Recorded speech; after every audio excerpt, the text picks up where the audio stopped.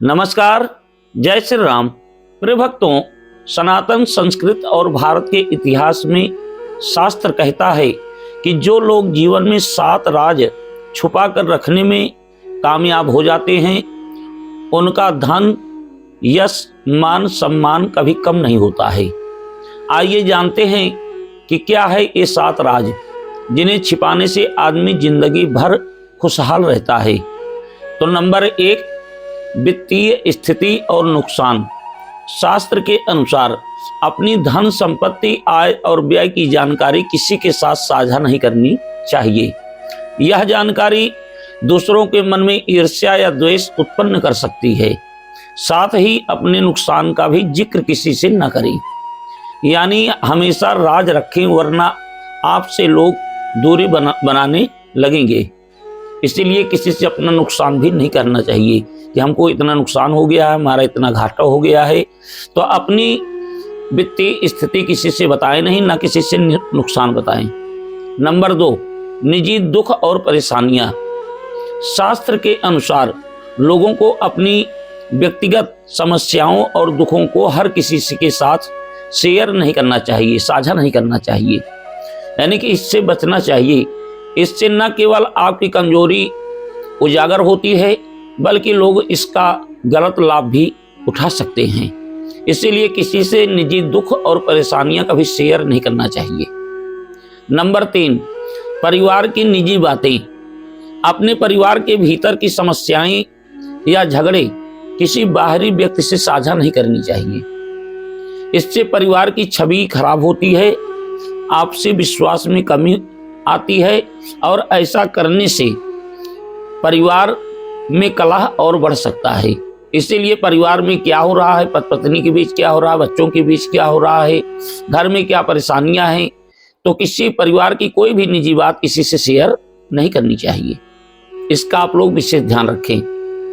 Number 4, अपनी योजनाएं और महत्वाकांक्षाएं। व्यक्ति को इस बारे में बहुत सावधान रहना चाहिए कि अपनी भविष्य की योजनाएं और लक्ष्यों को गुप्त रखना चाहिए। दूसरों के साथ इसे साझा करने से बाधाएं उत्पन्न होती हैं और कोई आपके विचारों का गलत इस्तेमाल भी कर सकता है। और यदि योजनाएं या महत्वाकांक्षाएं असफल होती हैं तो लोग आपका मजाक उड़ाएंगे। इसीलिए किसी से कभी ये शेयर न करें कि हम भविष्य में क्या करना चाहते हैं, हमारी महत्वाकांक्षाएं क्या है। इसीलिए पहले काम करिए, उसके बाद लोग खुद ही जान जाएंगे। नंबर 5, अपनी कमजोरियां। व्यक्ति को अपनी व्यक्तिगत कमजोरियां या डर भी दूसरों को नहीं बताना चाहिए, क्योंकि इससे लोग आपकी कमजोरी का फायदा उठा करके आपको ही नुकसान पहुंचा सकते हैं। इसलिए आपके अंदर अगर कोई कमजोरी है तो उसे किसी को भी मत बताएं।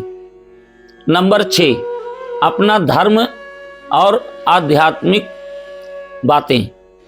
पुराण के अनुसार धार्मिक और आध्यात्मिक क्रियाकलाप नितांत निजी होती है।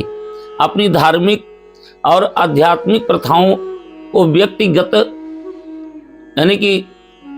रखना चाहिए, किसी से साझा नहीं करना चाहिए। कारण यह है कि इन्हें सार्वजनिक रूप से साझा करने से इसका महत्व कम हो जाता है। इसलिए हम क्या धार्मिक कार्य कर रहे हैं, किसको दान कर रहे हैं, किसको पुण्य कर रहे हैं, किसको कितना गुप्त दान दिए, तो इसका कभी साझा नहीं करना चाहिए, किसी को बताना नहीं चाहिए। आध्यात्मिक और धार्मिक प्रथाओं को व्यक्तिगत रखना चाहिए। और नंबर 7, अन्य लोगों की बातें। अन्य लोगों की बातों का मतलब है कि किसी और के द्वारा साझा की गई गोपनीय बात या जानकारी किसी और को बताने से बचना चाहिए। अगर कोई विश्वास करके आपके साथ अपनी बात शेयर कर रहा है तो उसकी बात को आप अपने तक ही रखें, किसी और के पास मत पहुंचाएं। किसी का राज खास करने के लिए यह आपके विश्वास और प्रतिष्ठा को नुकसान पहुंचा सकता है। इसीलिए यह काम कभी न करें। अगर कोई आदमी आपके ऊपर विश्वास कर रहा है तो उसका कभी विश्वास तोड़े नहीं। तो प्रिय भक्तों, जो व्यक्ति अपनी बातों को संभाल कर और समझदारी से साझा करता है, वही अपने जीवन में खुशहाल बना सकता है। प्रिय भक्तों, आप सभी अपने जीवन में इन 7 बातों को अवश्य उतारें। निश्चित आपका जीवन सुखी हो जाएगा। यश, सम्मान, धन, कीर्ति सब कुछ आपको मिलेगी। नमस्कार। जय श्री राम।